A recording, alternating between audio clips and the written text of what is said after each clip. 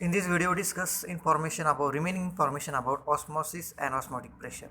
Here, figure 2.9, hydrostatic pressure, sugar solution is given, semi-permeable membrane is given, water is given. There is a osmotic pressure apply. Okay, that means there is a semi-permeable membrane is firmly fastened across the mouth of thistle tube. Solution of interest is placed inside an inverted thistle tube. So here, as a result, some of solvent passes through the membrane into the solution. It causes the liquid level in the tube to rise. The liquid column in the tube create hydrostatic pressure that pushes the solvent back through the membrane into the container. The column liquid in tube continues to rise and eventually stop rising. At this stage, hydrostatic pressure develop in sufficient to force solvent molecule back through the membrane into container at the same rate they enter the solution. Equilibrium is established where rates of forward and reverse passage are equal. The height of liquid column in the tube remain constant. This implies that the hydrostatic pressure has stopped osmosis.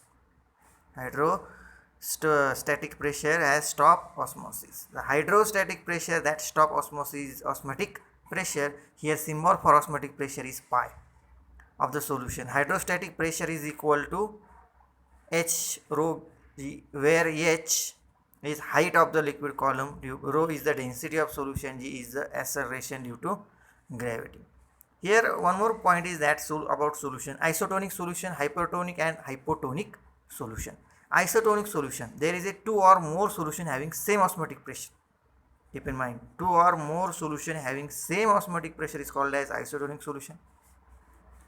Example is given here.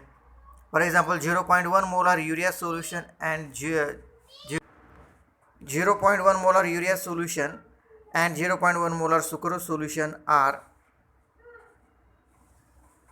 isotonic because their osmotic pressure are equal. Such solution have the same molar concentration but different concentration in gram per liter.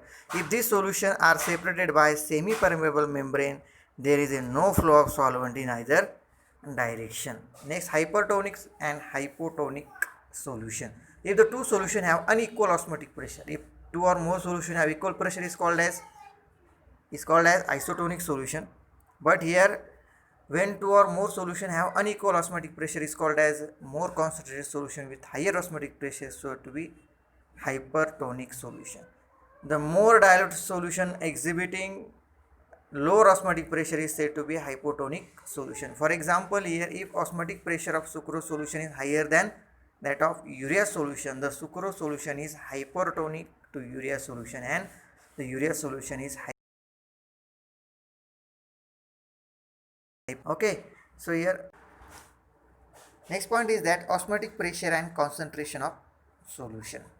Osmotic pressure and concentration of solution. For very dilute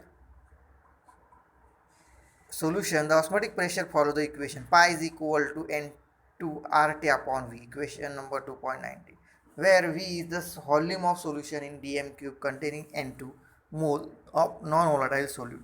R is the gas constant equal to 0.08206 dm cube atmosphere, Kelvin inverse, mole inverse, and pi is the osmotic pressure in atm. The terms N2 upon V is the concentration in molarity M. Equation 2.19, thus we can write here pi is equal to MRT 2.20 equation number.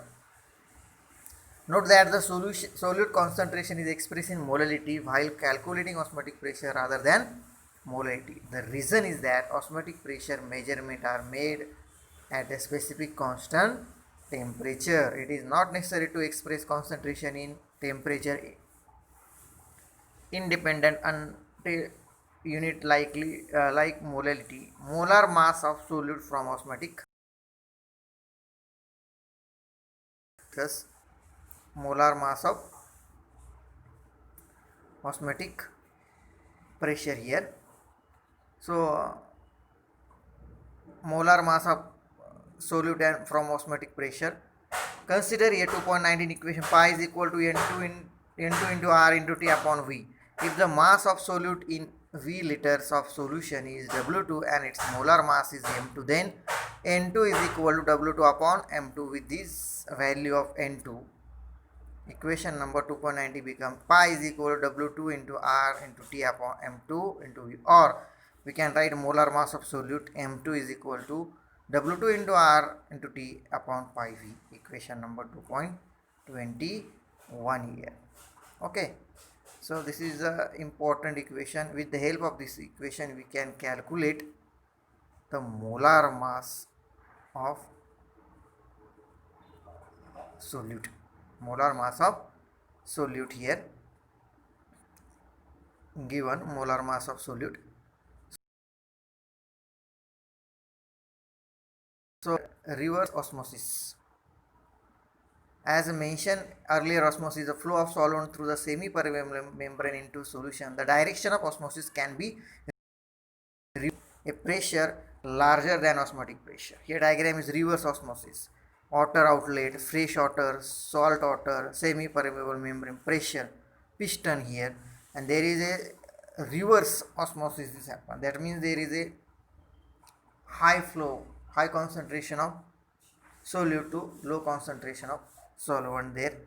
The direction of osmosis here can be reversed by applying pressure larger than osmotic pressure. The pure solvent then flow from solution into pure solvent through the semi-permeable membrane. I already told you, pure solvent then flows from solution into pure solvent through semi-permeable membrane. This phenomena is called reverse osmosis.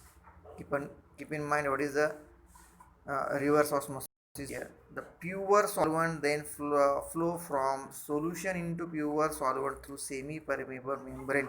This phenomenon is called reverse. Show the schematic setup for reverse osmosis. Fresh water and salty water are separated by semi-permeable membrane. Keep in mind, fresh water and salty water are separated by semi-permeable membrane. When the pressure larger than the osmotic pressure of solution is applied to solution, pure water from salty water passes into fresh water, pure water through the membrane. Okay, so with the help of above formulas, you solve the problems. Okay, we can stop here.